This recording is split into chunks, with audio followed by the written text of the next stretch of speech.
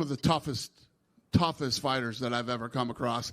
And let's just say Meerab and I didn't get off on the right foot early on. I have nothing but respect for him and everything that he's accomplished. And yeah, and for Petr to come in and do what he did tonight. And I mean, the body shots and the head shots and the wrestling. I mean, it was an incredibly high level fight that was, you know, what a hell of a way to end the ESPN era. It's a great win, and he won that title fair and square. Blown away by the performance. I mean, a master class, if you will, but it will forever be dissected and debated whether or not this was the Petr Yan show or a little bit of a mistake on Meerab Devislishvili's part. Again, much dissected in its own right. 4 fights in 2025, the decision to come back so soon after the 5-round victory over Corey Sandhagen back in October. Did he take on too much?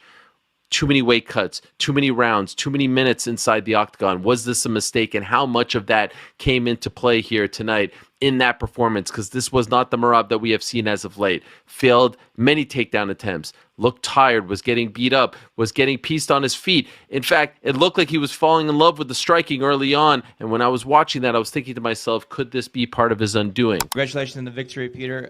So if you had to choose, what do you think is the next step? A trilogy with Meerab or a fight against Umar? And who do you think is a more dangerous opponent? Вы же видели бой Мираба с Умаром. Вы видели, как он прошел, как он проходил. But you saw the fight of Meerab versus Umar. You saw the way that fight went. So who's more dangerous? Они могут провести реванш, и мы посмотрим. They can rematch, and then we can see what happens. Вы просто, опять же, понимаете, чтобы я повторно подрался за пояс. 3 боя дали, чтобы я провел 3 боя. Очень долго я к этому шел, понимаете?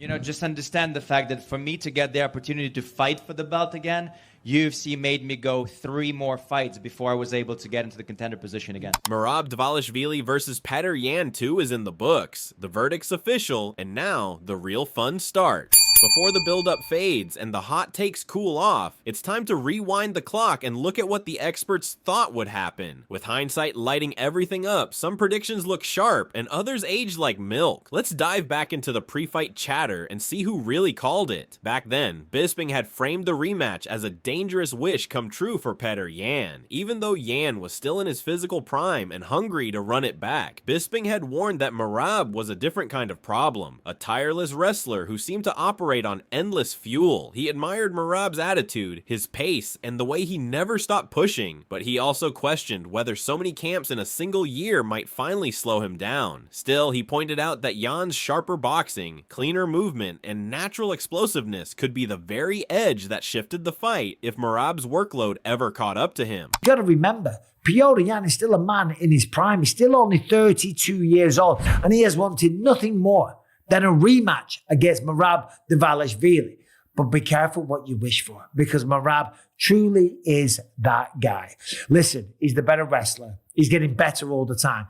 But is he going to be a little bit burned out? That is the true risk here. Now, Meerab seems like he's superhuman, right? And he kind of is in many ways. I'm a huge fan of the guy. I love the way he conducts himself. I love the way he carries himself. He's just an awesome human being. It seems like non-stop energy, always in a good mood.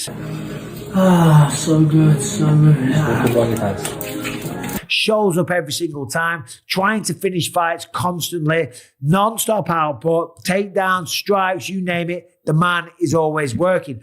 But that comes at a cost. And 4 training camps in a year, it's not crazy, but it is maybe a reason why Petr Yan might just be a little bit more explosive. He is probably the cleaner boxer on the feet. He's gonna. Bisping had also made it clear that, in his eyes, every bit of momentum leaned toward Meerab. He'd already solved Yan once, and Bisping believed that confidence, combined with Meerab's relentless pace, would carry him through the rematch as well. He acknowledged Yan's class, expecting the former champ to land his moments and force Meerab to eat some clean shots along the way. But he doubted it would be enough to flip the script. In Bisping's view, Meerab was on the verge of a historic run, capable of piling up title defenses in the span of a single year and jumping right back into action by spring, because, as he put it, that's just the kind of machine Meerab operated like. Have the better footwork, but the momentum mentally, metaphorically, physically, in any kind of shape or form, is all on the side of Meerab Devislishvili. And he's already beaten him once.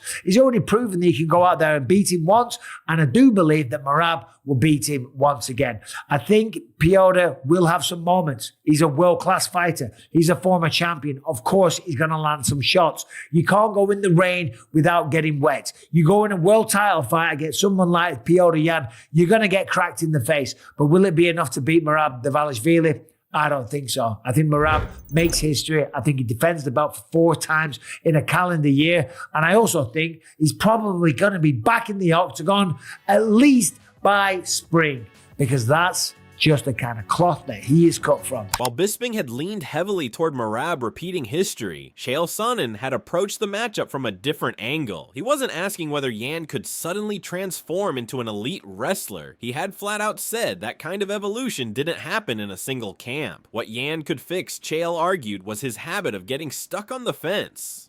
That was the real battleground. He believed that with a normal training block, Yan could sharpen his awareness, learn to feel the cage behind him during exchanges, and slide out before Meerab locked him down. And if Yan ever did touch the fence, Chael insisted he had to immediately spring off it, because settling there was basically an open invitation for Meerab's pressure to swallow him again. He needs to learn to stop these takedowns or go through some special wrestling camp. Or cross his fingers and just hope that Meerab shows up a little bit impaired. He doesn't have to do any of those things. Now he just needs to know to keep his shoulder and his back off the fence. That's a lot easier task. To understand that somebody's going to go into a training camp and they're going to learn wrestling, like we just tried to sell ourselves on that with Dricus versus Chimaev. What Dricus is going to fully focus on during this training camp for the next 7 weeks and 3 days before we get on the plane, he's going to focus on stopping takedowns. It would take you closer to 7 years than it would 7 weeks. But we tried to sell ourselves and then we got reminded. But to believe that somebody could go into a 7 and 8 week training camp, is that enough time to keep your back off the fence? Yeah, it is, yeah. You start to learn as you're sparring, you're going backward, you start to learn where the ring is, and then you just move. Should you hit the fence, use that as a springboard. If you hit the fence and settle in, you're not going anywhere. And picking up from there, Demetrius Johnson had widened the lens even more, noting that while Yan stayed busy, he hadn't shown the kind of finishing threat needed to stop someone like Meerab. Going 5 rounds was fine, DJ said, but nobody outworked the machine on the cards. He didn't see Yan suddenly out-wrestling him, and even the striking gap had narrowed as Meerab improved his movement, feints, and timing. With high-level partners sharpening him year-round, DJ felt the rematch still tilted firmly toward Meerab's relentless style. Look at Petr Yan. Petr Yan has been active, but he's on a 3-fight win streak, but you think about it, he hasn't finished anybody in a very, very long time. And the last person he finished was Jose Aldo. So the good thing about that is that he can go 5 rounds. He can push all 5 rounds, and he's beaten people through unanimous decision. The bad thing is that nobody out decisions the machine, right? If you're going to beat Meerab, you got to put his lights out. Is Petr Yan going to be able to out grapple Meerab? No, he wasn't able to do it the first time they fought. Is he going to be able to outstrike Meerab? That's kind of hard because Meerab is getting better on the feet. He's believing himself. And Meerab is so good about measuring that distance in the void and making sure he doesn't get hit when he comes across it. He's so good about getting there with his... He looks down, he looks up, he has those little kicks, and he also trains with Aljamain Sterling. He trains at 10th Planet. He's got a lot of good athletes around him to get him ready for this fight, especially at Syndicate MMA. Johnson had emphasized that Meerab only needed to stick to his strengths. He'd already faced Yan and shown he could handle every phase of the fight, so executing his familiar game plan was all that mattered. In DJ's eyes, that experience and precision gave Meerab a decisive edge, and he even suggested it ranked him among the top pound-for-pound fighters at the time. Every key to victory was already built into what Meerab did best, and Johnson felt that was more than enough to carry him to the win. To the key to victories for Meerab Devislishvili. Key to victory number 1, Meerab. All the key to victory for Meerab. Just do what you do best. That's it. So guys, after all that, who do I have winning this fight between Meerab Devislishvili versus Petr Yan? I'm going to go with Meerab Devislishvili, the machine. Now, I know when I said the keys of victory, I gave you only one. It's because Meerab knows what he's doing. Like, he says it, He told me off camera and on camera, he knows what he's doing. He knows how to fight. He knows how to navigate a fight. And so that's the only thing he needs to do is navigate that fight. He's already fought Petr Yan. He's already beat him. With everything said, I would say he's probably the pound-for-pound best fighter in the world. On the other hand, Max Holloway had acknowledged Yan's elite grappling and slick striking, but he stressed Meerab's relentless pace was a different challenge. Meerab pressed non-stop, mixing takedowns, strikes, and feints, barely showing fatigue. Holloway noted that while Yan could land, Meerab had proven nearly untouchable, and anyone facing him endured a non-stop 25-minute storm. Given that Meerab had already beaten Yan, Holloway felt the odds were clear in the machine's favor. For Petr Yan, very great grappling, very good takedown defense, very good striking. A lot of people loves Peter's boxing. His boxing is super slick. But it is hard to go against Meerab, bro. Meerab is, like I said, is gonna shoot 100 times in a fight. It's ridiculous. Dude seems to not get tired. You know, did get hurt early on in his career with punches and stuff. Can Peter hurt him? For sure. Did we see him get hurt? Did we see Meerab get hurt recently? No. This is anybody going against Meerab, you know what you're in for. You're in for 25 minutes if it goes that long of just constant pressure, constant coming for it, constant feints, constant throwing your hands up, throwing strikes, going to a shot, boom, back out, punching back to a shot. It's just ridiculousness. A lot of energy in there. Meerab being almost a minus 500 is well deserved. Against a guy that he already beat. I understand it. This thing is Peter going to be able to defend? And not only defend, because how much time we saw Meerab shoots 50 times and he only gets like maybe 10 of the shots. Like he only get 10 takedowns. Holloway had said Meerab would bring his relentless style, pressuring Yan from the start. While Yan could always land a fight-changing shot, Meerab's cardio, forward pressure, and non-stop threats made life miserable. Even when takedowns failed, he came back with strikes, keeping opponents guessing and on edge the entire fight. I think Meerab does what Meerab does. He gets in. He's going to get in Petr Yan's face. It's going to be a hell of a fight. He's just gonna be gas unless Peter can catch him with something, bro. This is MMA, bro. Anybody can catch anyone. Petr Yan can fight Meerab's chin. We might see a new champion, but with Meerab's cardio and tenacity and just him, that forward pressure, bro, it's just so annoying, man. I guarantee it's so annoying of someone shooting so much time. And he's not just shooting, bro. Like what you guys don't see, like he's coming off of the shots, off the failed shots and punching.